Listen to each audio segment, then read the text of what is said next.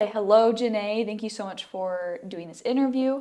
Right off the top, can you just let me know what your accreditations are in school? I know you are still in school, but what you are called right now. Yeah, so right now I have my master's in sport and performance psychology, and I've been studying my PsyD, my doctorate in sport and performance psychology as well. I have all my classes done, but I'm starting my actual doctoral project in a few weeks. Awesome. What do you think most people misunderstand about performance psychology? Well, I think people think about sports as they should. That's the origin of sport and performance psychology, which is why it's in the title. But now what's happened is because there's so many good tools in the study, it's being used for a long time now in the military, and it's also being used for artistic purposes. So Even business, yeah, endeavors, I've heard. executives, Yeah. dancers, even surgeons, anybody that's under high amount of pressure that they need to know how to manage. So I'd say people, yeah, it's good for people to know that. It's expanded. That's awesome. For someone meeting you for the first time, how do you explain what you study and why you care about it, or how you went about this endeavor? Yeah, so I was not an extreme athlete. I danced throughout my life, but I didn't go into it professionally or anything like that. But I chose to go into sport and performance psychology because I saw the benefits in my company and saw that people transformed from using the tools from the study. And as I reflected on what everything that I was learning, what I realized is that I wished I had all of these tools as a parent because I've been parenting now for 30 years-ish. And I wish I could go back and have all of these tools of sport performance psychology and parenting. So that's my thesis that I'm doing for my doctorate, which is parenting is high performance. It's the longest, most challenging game of life with the highest stakes. And so that's what I'm trying to bring to the world, really, is the awareness that parenting is high performance. I love that. I think that is amazing. Would you say that this field is very new? Like you were talking to me off camera about how your professors are kind of interested in this and they're like, "Oh my gosh, it totally fits." But do you feel like that's usually what you get, or people are just like confused about it, or what do you feel? It's really interesting because some professors, because people, parenting is not a recognized domain of performance psychology. Yeah. And so most professors are really intrigued by the idea, whether they come from the psychology domain alone or counseling or sports. They're really interested and want to hear more, and they'd never really thought about it that way. On the flip side, I have other friends that are already performance coaches, doctor performance coaches or psychology, and they are like, well, yes, of course parenting is high performance, and they've supported my work all the way from the beginning, like Dr. Craig Manning. Yeah. He's the one that came into our company and taught me performance psychology in the beginning. And when I asked him when I was considering going back to school, don't you think parenting is high performance? And he said, absolutely. So some people, it seems, have thought about it for a long time, and other people really haven't considered it. But either way, people tend to see what I'm saying. Yeah. Do you feel like there is a moment in your past when you were a young parent that you wish you would have had performance psychology tools, like something very specific that you think would have helped you in some way, maybe for a parent out there listening? Absolutely. And I want to be clear too that high performance, when you look at it through the lens of being an athlete, it might look totally different. It will look totally different than if you're looking at it through the lens of being a parent. My goal is not to say we're to be perfect or we're to achieve the highest score possible on a scoreboard or on the field. My goal is to say, what I'm trying to do and my role that I've chosen requires high performance, and I have these tools accessible to me so that I can use them in challenging times. Yeah. So for example, if you have a toddler screaming in the back of the car, which Brighton, who's interviewing me, I remember when you were the quietest, most calm baby, but you had this high-pitched scream that was like, I called it a pterodactyl scream, and you weren't even mad. You were just trying to get a point across, and you'd be like, ah! But it was so high-pitched, it would like make my blood like curdle. I was like, when I was driving.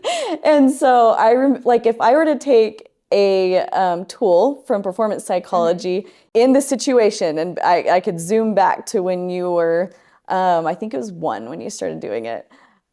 breathing exercises are something that's so simple that athletes use all the time that is beneficial for parents. So instead of having that knee-jerk reaction like, and not being able to control a reaction, but to say, okay, I'm going to use the tool of a breathing exercise right now, just like an athlete would, and I'm gonna breathe, collect myself, and rethink about the situation and how I want to respond. So just giving that chance to reflect. Yeah. I wish I had that. Not that I didn't. I'm sure I considered don't overreact. Yeah. But to have a very set in concrete stone tool. Yeah, I think that would have been awesome. Isn't that interesting? I don't feel like I've ever really heard that domain be readily recognized. I feel like I don't have children yet, but there's not really a lot of resources like that just really readily available unless you go out and search for them yourself. Why do you think that is? Yeah, what I've seen as I've worked in communities and with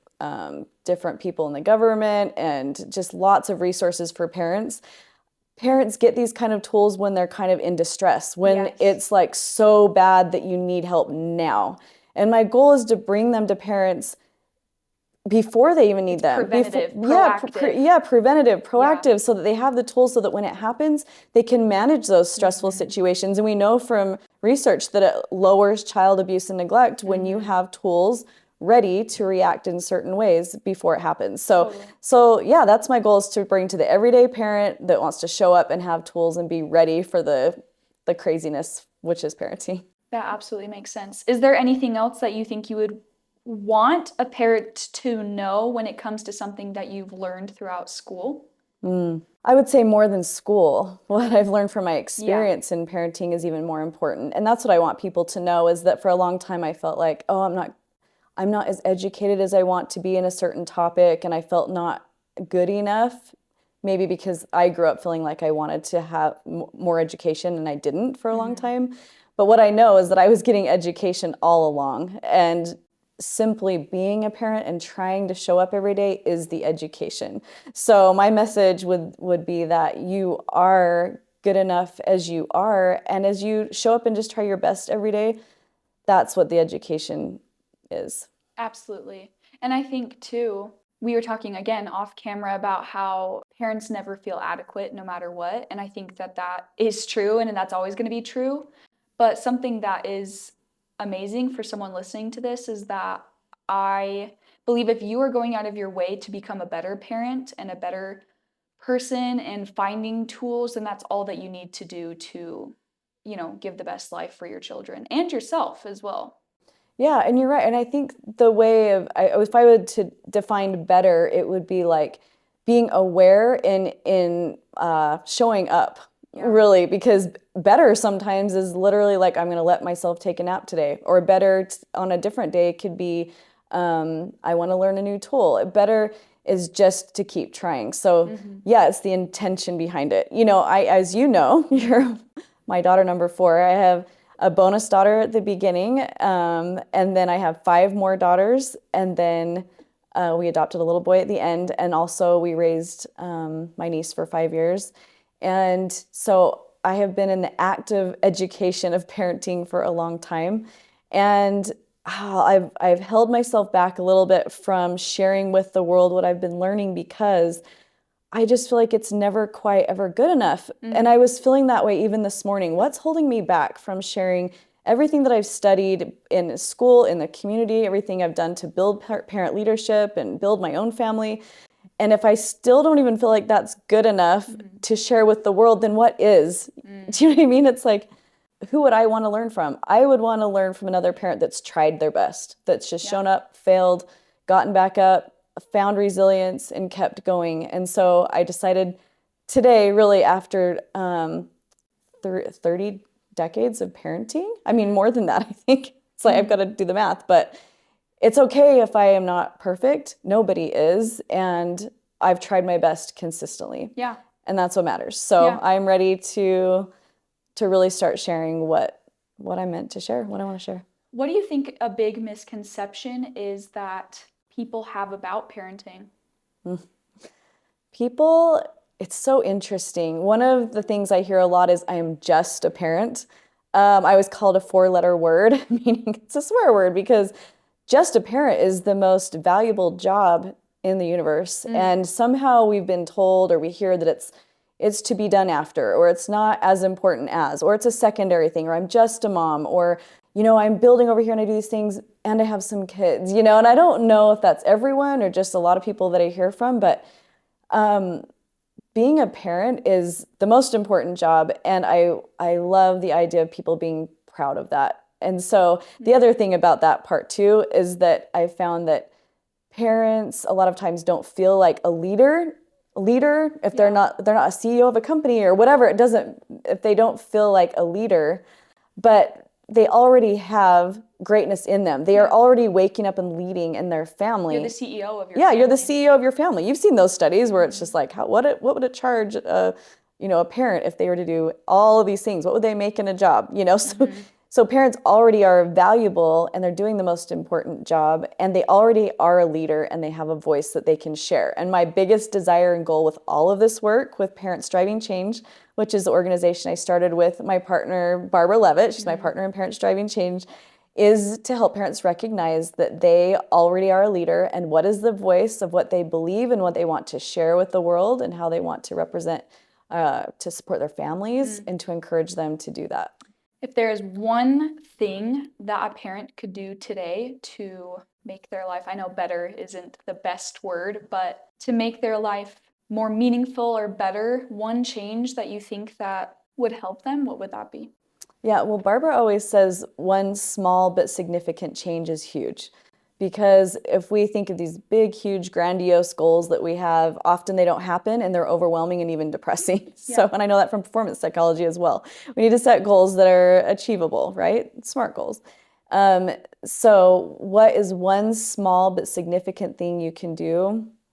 As a parent. As a parent, I would say take time to reflect. And this is one reason that I'm such a big advocate of journaling and of being aware. So for some people, that's going to be journaling. For other people, that's taking a walk. It could be yoga. It could be listening to music. It could be standing in the shower and reflecting. Whatever it means for you, build time in your daily schedule to be conscious. Because when we are conscious of who we are and what we want, it's much easier to get there than just zoning out and doing all the other things that come up in life. How do you think you parent differently now than you did when you were a young parent without the tools of performance psychology? I did the best that I could at every point in my life. I wouldn't even say that I'm quote unquote better. I would just say I'm different. I would say that things, every year that I've parented, I don't take things as seriously. I think at first I remember like boiling the bottles and like, so there were no germs on anything, being so careful to do everything perfectly. And first time your kid gets hurt. Yeah, it's such a huge deal. You don't want to leave them with anybody. You're scared of, it's just because you care, that's it, you care. But what I found is if you cling onto that side, then it can control you. Your fears or you're trying to show up perfectly can control you, just like in any area of your life or as an athlete or an executive or a parent. Versus if I can just prepare where I can, control the controllable, and then everything else will fall into place if you consistently try to show up. I love that. Yeah. Another kind of side question to this that I just thought of is, what is one piece of advice you would give to a couple that just went to the hospital, just had their first baby, the nurse gives it to them, and then they're just like, what do I do now? What is happening? What do I do? Or maybe they just got discharged. The dad's running out to get the car and grab the wife and whatever. Like, what is that? Because that seems very intimidating as someone who doesn't even have kids. Yeah, I would say honestly, breathe. It's so simple, but it's so hard, right? If you're learning to nurse for the first time, or if you feel like you don't have money to pay for the baby's formula, like I've been there. When I had my first baby, we needed help. We needed help with food stamps and basic necessities to be able to support our baby. And that was, talk about scary, right? We had recently lost a business, and we had bill collectors banging on our doors, and like I was scared and I felt alone. And I had this beautiful new baby that I wanted to show up for and be the best that I could, and it felt like my world was falling apart.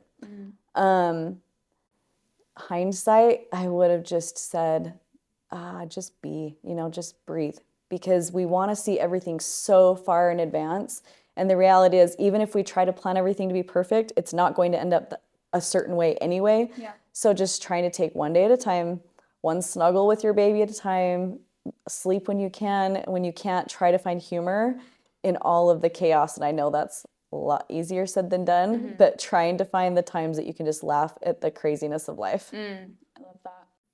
One quick question too, kind of more practical for someone listening. Besides breathing, is there anything off the top of your head that you think would help someone in that situation, or really throughout life? I know we talk about performance psychology for parenting because that's your domain, but obviously if you're not a parent and you are listening to this, this could possibly help you. But I would like to also focus on parents in this, specific conversation.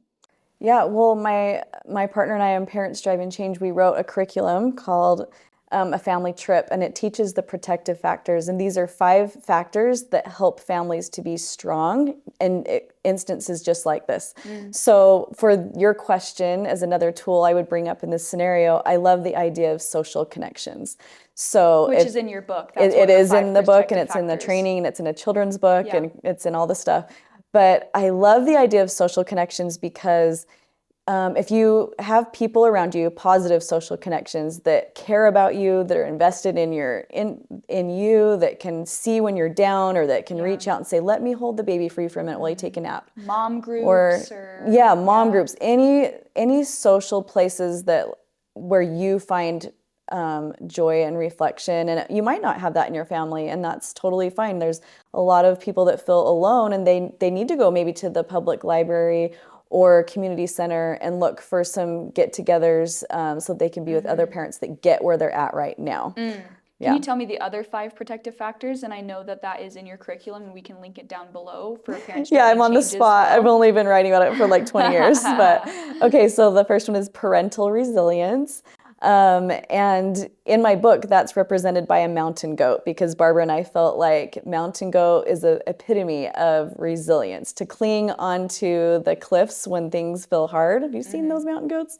It's amazing. Oh, they are amazing. Yeah, so parental resilience. And then the next one is concrete supports in times of need. And this is represented by 2 desert fox.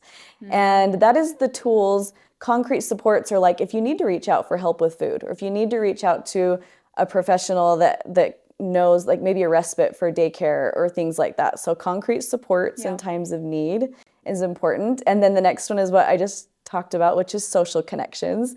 And that's represented by the monkeys, the jungle monkeys, because I just felt like, monkeys just seem so social. Absolutely. So building your friendships and your network. Okay, and the next one is the river otters, and that is social and emotional competence of children. Because have you ever seen the pictures of the river otters when the parents have the baby on their chest and they're holding hands and floating down the river? It's the cutest thing ever. But that's to teach families about if the kids understand their emotions and how they're feeling, then the parents can better support them in whatever they're learning to do. And then the last one is knowledge of parenting and child development, and that's the penguins in the book, because that's to encourage the parents to understand, what are we expecting of kids, and are the expectations too high, or are they just right? I have a friend that says he's a child psychiatrist, and he said that parents often bring their kids in for something that's wrong with the kids, but it's normal development, and he just sends them back home. So anyway, that's the 5th protective factor. So those are really good tools that we have in the training, and there's lots more with performance psychology specifically, but that's a great place to start for any parent just getting going. Yeah. I have a little bit of a tough question. Okay. For a parent out there listening and thinking that just they're having a hard time with one of their kids right now, whether they're in their teens and they're rebelling, or they're depressed, or they are having a hard time at school of any age or anything like that. Is there anything that you would say to that parent? Yeah, it always comes back to patience.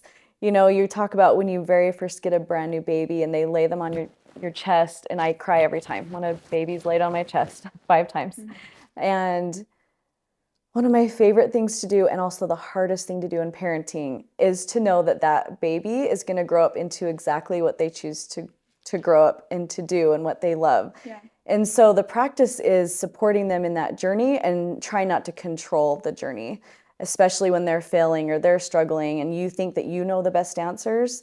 So the advice I would give is to try to find what things you see bring them joy. And it might not be something you want them to find joy in. I mean, obviously there's things that could be hurtful to them that you have to watch. But I'm saying if you have a child that's an annoying 12-year-old girl that's going through the hormones and she just wants to show you this funny video on her phone and you're like, but you really just need to go clean your room, you know, or you're being so annoying with your friends, like just to stop and watch the video with them and to try to engage and immerse yourself in their life where they are at the time. Yeah, instead of shut them out. Instead of shut them out and tell them what to do to fix them. Absolutely. Because if you can bond, it's the reason I got you a ferret, honestly. Because during that time, you just wanted something to love and it was hard at school and people were mean sometimes and bullying or whatever. And I hate ferrets. One bit me when I was pregnant with Kinley.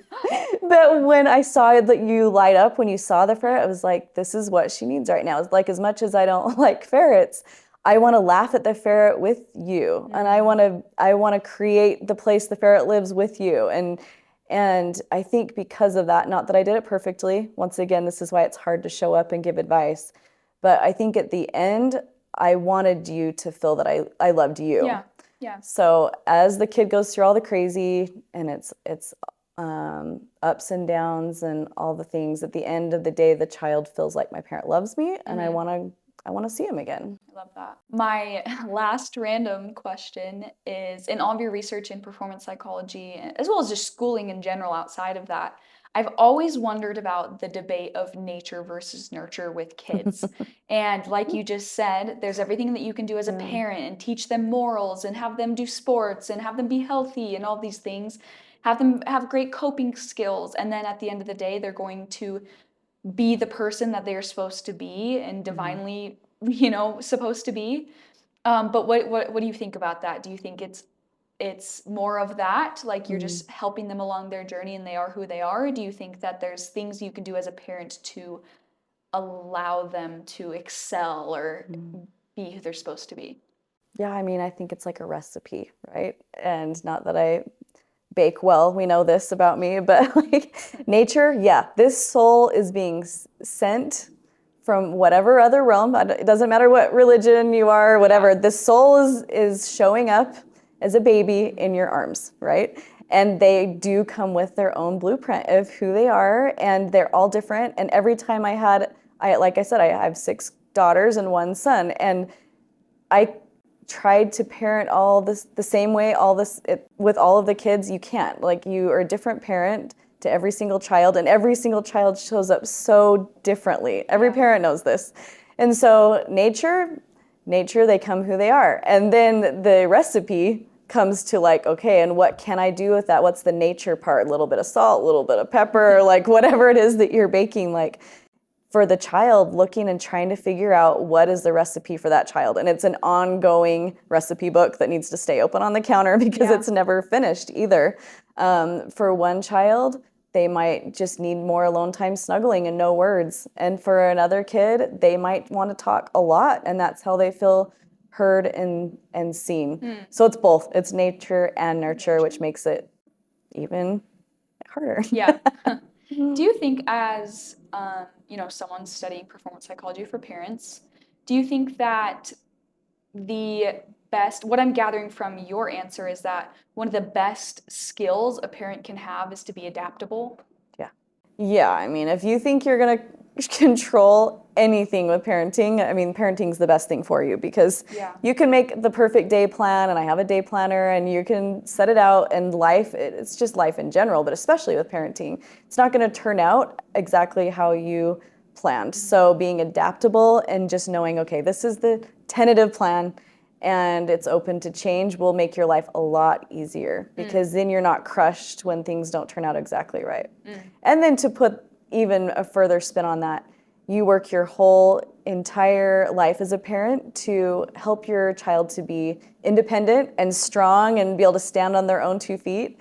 And then the second they're ready to leave and go away from the home, that is the hardest thing you'll ever do because they're doing exactly what you taught them to do. Yeah. And it's beautiful and it's hard. So there's no control in parenting. You can't control it.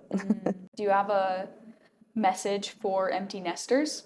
I mean, that's right. I'm on the verge of that. So yes, so important through parenting to remember who you are, and that it has to be a very active, conscious decision because babies take all of your attention, your energy, and your schedule. So to do practices like I love journaling for that reason, to be aware of what your inner child is, what brings you joy, what things you want, even when the kids leave. Have hobbies. To have hobbies, to still have friends. That's so important. And if you can do that throughout the process, then you'll be more ready for that shift into being more alone.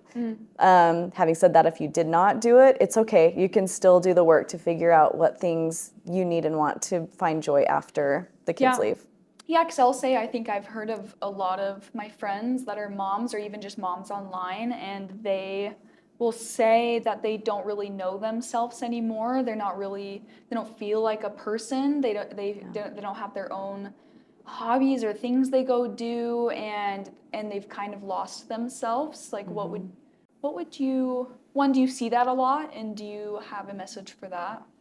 Yeah, I read some research and I can't remember where I saw it. I wish I could pull it up off the top of my head, but it was in a culture where the women, when they become pregnant, they actually have a sort of funeral or a way to say goodbye to their past self.